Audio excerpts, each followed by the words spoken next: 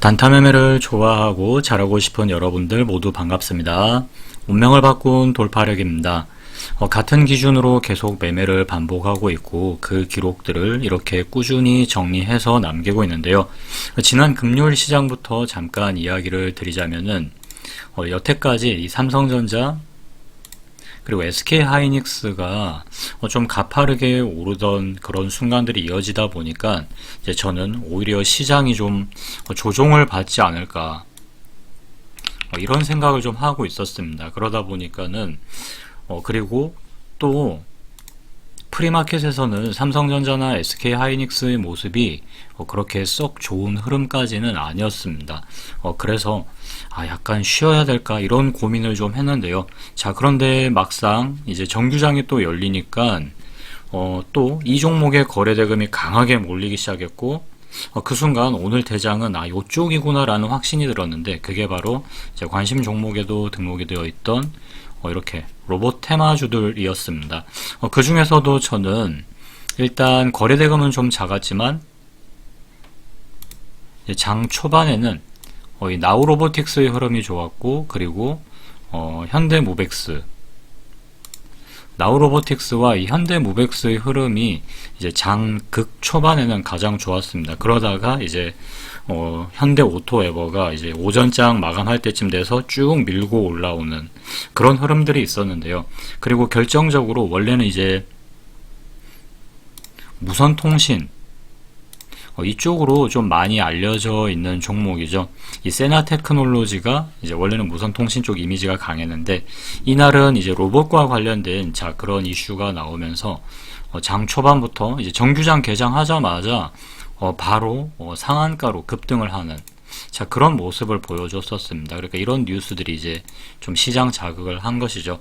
그래서 오늘은 이거 로봇 쪽으로 자금이 제대로 붙겠다 이런 확신이 좀 들기는 했습니다.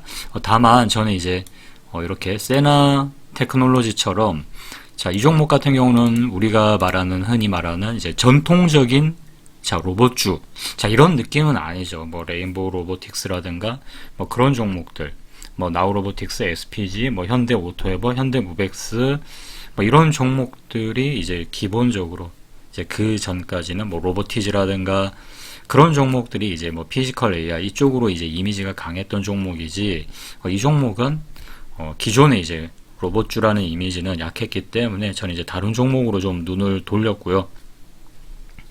특히 이제 거래 대금까지 이제 받쳐주는 게 상당히 중요합니다. 그래서 종목을 고르실 때는 거래 대금도 받쳐주면서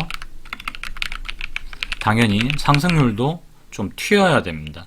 상승률이 낮은 상황에서 대장주를 구분하기는 어렵고요. 그리고 거래대금도 충분히 좀 많이 터져줘야 되겠죠. 몇백억 정도 이런 수준보다는 장 아주 극초반이면은 5, 600억 정도일 수도 있겠지만 그게 아니라면은 그래도 요즘같이 유동성이 넘치는 장세에서는 거래대금이 그거보다는 훨씬 더 터져줘야 된다. 그리고 여기 하나 더해서 이제 기존 이미지, 기존 시장 인식, 시장에서 그 종목을 그 테마로 여기고 있는가 로봇이면 로봇, 반도체면 반도체, 2차전지면 2차전지 이런 식으로 눈도장을 이제 확실히 찍어준 그런 종목들 안에서 이제 거래를 하시는 게 좋고요. 그래서 거래대금까지 받쳐주지 않는다면 오히려 후발주 가능성이 높다고 보기 때문에 실제 거래보다는 이제 분위기 참고용으로 이렇게 이제 세나테크놀로지라는 종목은 그렇게 이제 분위기 참고용으로 보고 있었고요. 반대로 이제 현대모백스 반대로 이 현대모백스 같은 종목은 거래대금이 굉장히 많이 터졌거든요. 물론 이제 나중에 이제 현대오토에버로 대장이 이제 바뀌긴 했지만 현대모백스 같은 이런 종목은 그동안 로봇 테마 안에서 계속 이제 로봇주라는 인식이 꾸준히 이제 찍혀 있었죠. 눈도장을 찍어 왔고 그리고 장 초반에도 이 종목은 거래대금이 상당히 크게 몰리는 그런 상황이었습니다. 그래서 저는 일단 이때까지는 저는 이제 현대모백스를 대장주로 판단을 하고 그리고 지금 보시면 9시 한 10분까지 정규장 개장하고 보시면은 이렇게 9시 10분까지 상당히 좀 급등을 하는 모습이 나오는데 이렇게 쭉 급등을 하는 모습이 나오고 그리고 이 구간에서 눌림 현상이 나옵니다. 그리고 분봉상 굳이 이야기를 하자면은 이런 자리쯤에서 좀 지지를 받는 그런 흐름이 나온다라고 볼 수 있는데요. 자, 그래서 저는 이제 이 종목을 눌림 구간이다라고 판단을 해서 이제 눌림 매매로 접근을 했습니다. 그래서 현대무백스를 이 구간에서 눌림 매매로 접근을 하고, 그리고 자 이렇게 반등을 줄 때 또 여기서 이제 5% 정도 수익이 나는 구간이어서 일단 매도를 했습니다. 그리고 나서 자 현대무백스 같은 경우는 또 여기서 이제 또 돌파가 일어나잖아요. 그래서 이제 돌파 매매로도 접근을 했는데 보시면은 제가 이제 수익을 내지 못하고 돌파 매매로 접근한 그 물량에 한해서는 그냥 본전으로 정리를 했습니다. 이때까지가 한 3% 조금 넘게 상승하다가 이렇게 밀렸는데요. 물론 이제 더 가지고 있었으면은 충분히 이제 또 수익이 났을 겁니다. 원래 같으면은 제가 이제 3%에서 대응을 하는 게 아니라 한 4% 정도까지 올라가면은 이제 본전으로 손절선을 올리고 그 이후에 이제 조금 더 뭐 상황에 따라서는 조금 더 끌고 가기도 하고 아니면은 그냥 5% 구간에서 전량 다 매도를 하기도 하는데요. 근데 이날이 또 주말이기도 했죠. 5월 8일 주말이기도 했고 또 어버이날이다 보니까 제가 이제 오전 일찍 식사 약속도 있어서 그냥 괜히 이거 더 길게 끌기보다는 이제 조금 일찍 이제 매매를 정리하고 싶다. 자, 이런 생각이 저한테는 좀 강했는데요. 근데 이게 트레이딩이라는 걸 하다 보면은 이제 이런 부분들도 사실 무시할 수는 없습니다. 이제 많은 분들이 이제 매매라는 것을 이제 차트와 기법만으로 생각하는 경우가 많죠.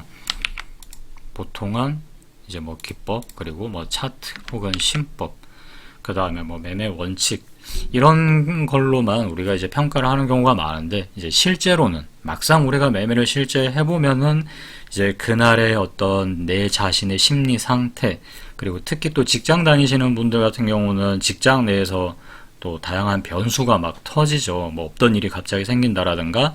그러다 보니까 저는 이 매매는 그날의 상태라든가, 그리고 이제 직장인 분들 같은 경우는 일정, 평소와 다른 이제 급작스러운 변수 일정이 터지면은 매매가 또 어렵잖아요. 직장인 분들도 그렇고 뭐 자영업 분들도 마찬가지실 거고. 그리고 또 이제 여기에 더해서 그날의 내 상태와 일정이 조금이라도 흐트러지면은 당연히 매매의 집중력도 삐걱거릴 수 있고, 그 다음에 거기에 또 연쇄 반응으로 내 자신의 매매 심리, 자 이런 것들이 연쇄 반응이 일어나면서 그날의 매매 판단에 상당히 큰 영향을 준다라고 생각을 합니다. 그리고 또 이날 같은 경우는 장중 흐름을 보면은 그 오후장쯤 이제 거의 넘어갈 쯤 해서 보시면은 이 현대오토웨버가 오후장이 아니었네요. 한 10시쯤 넘어가면서부터는 자, 이 현대오토웨버가 그러니까 10시 전까지는 현대무백스가 더 좋았기 때문에 저는 현대무백스를 했고, 현대오토웨버는 제가 매매를 안 했습니다. 무백스까지만 하고. 근데 이제 현대오토웨버로 이렇게 이제 대장이 넘어갔죠.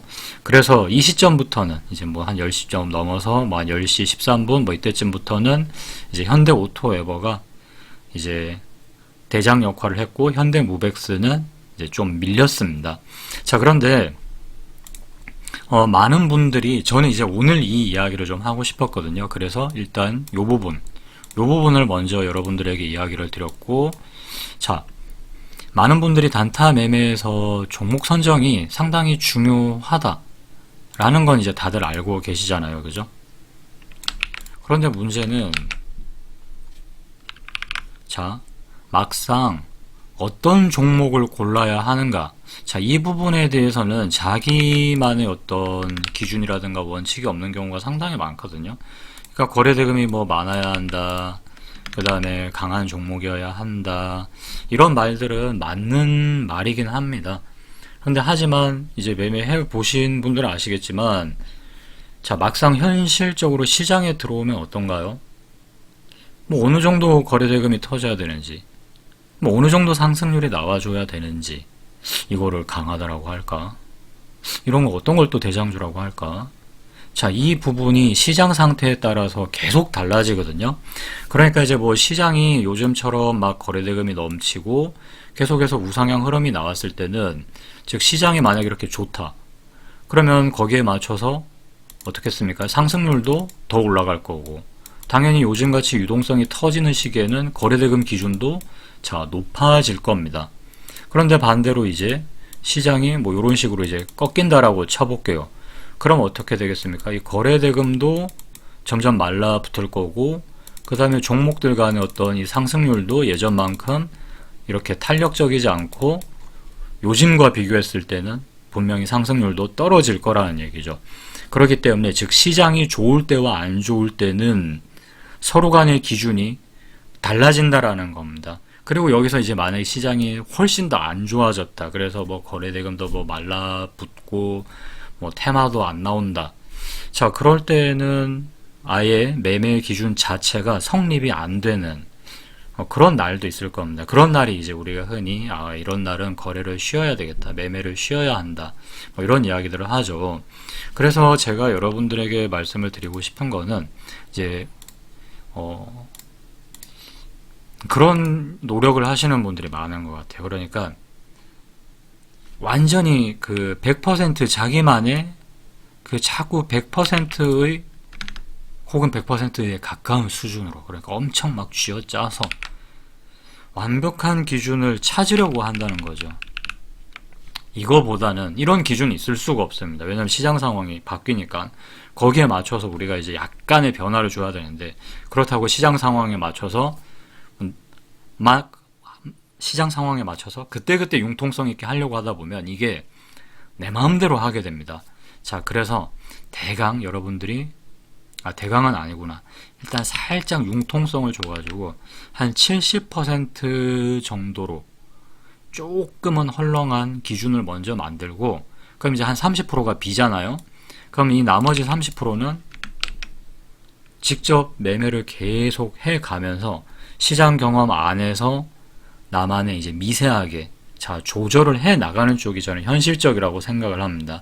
그러니까 요즘처럼 유동성이 넘치고 막 시장이 계속해서 우상향을 그릴 때는 여기에 맞춰서 이제 거래대금과 상승률 이런 부분을 자기 기준을 맞게 좀 설정을 해 놓고, 요런 범위 안에서 종목이 나오면 이게 이제 대장주가 될 가능성이 높다, 이런 식으로 좀 만들고, 반대로 또 장이 빠져서 거래대금도 줄고 종목들 상승률도 이제 많이 둔화가 되면 또 거기에 맞춰서 이제 조금 그런 식으로 이 나머지 이제 30%는 좀 탄력 적용을 하는 게 저는 좋다라고 생각을 합니다. 즉 시장이 강하면 조금 넓게 대응하고, 시장이 약하면 좀 더 보수적으로 대응을 하는, 그런 식의 저는 탄력 적용이 필요하다라고 생각을 하고요. 그래서 이제 이런 식으로 저도 시장을 오래 겪으면서 자신만의, 여러분들도 여러분들만의 기준 폭을 좀 만들어가는 수밖에는 없는 것 같습니다. 그리고 유튜브에서는 제가 이렇게 흐름만 남기고 저만의 이제 기준들을 계속 이렇게 정리를 해서 카페에 또 꾸준히 정리하고 있으니까요. 꼭 한번 참고를 해 주시면 매매에 많은 도움이 되실 겁니다. 자, 그러면 오늘 영상은 여기서 마치도록 하고요. 지금까지 운명을 바꾼 돌파력이었습니다.